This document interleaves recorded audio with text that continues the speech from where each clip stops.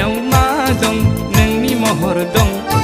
आंनि मबाइल स्क्रिनाव मैगं खादा लालायनाय हावै सेन्देल गानलायनाय नों रुजिनि वालपेपार दं आंनि मबाइल स्क्रिनाव मैगं खादा लालायनाय हावै सेन्देल गानलायनाय नों रुजिनि जारहु महर दं गोरबो खनायाव मा दं गोरबो खनायाव मा दं नों रुजिया दं गोरबो खनायाव मा दं नोंनि महर दं हिला हिला हिला हिला हिला हिला हिला हिला हिला हिला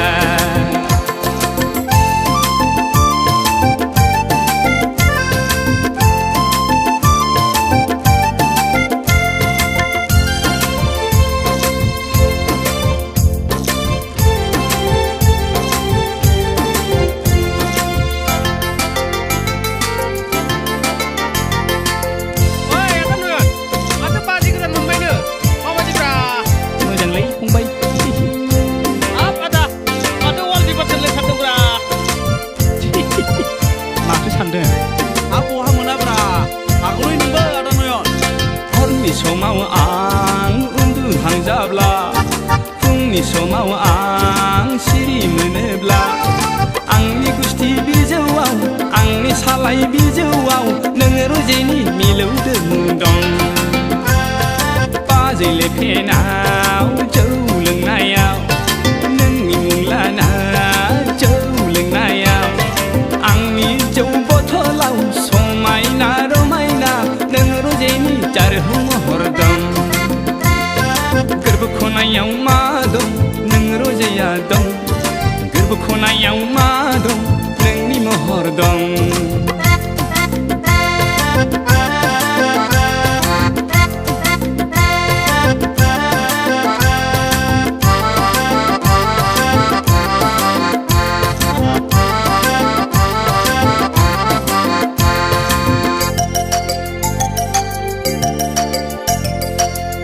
जाबाय आं गला जाबाय आं बोदोर जाबाय आं गला जाबाय आं नोंनि हायना महराव नोंनि देहा सोलेराव बारा बारासो बोदोर जाबाय आं नोंखौ लानानै सिमां सुजुबाय संसार जानायनि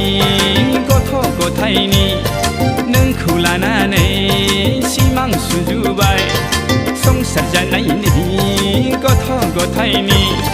सुग्लाय होफै रजे नों आंनि गुदुं गोरबोखौ आंनि थाजिम खालामफै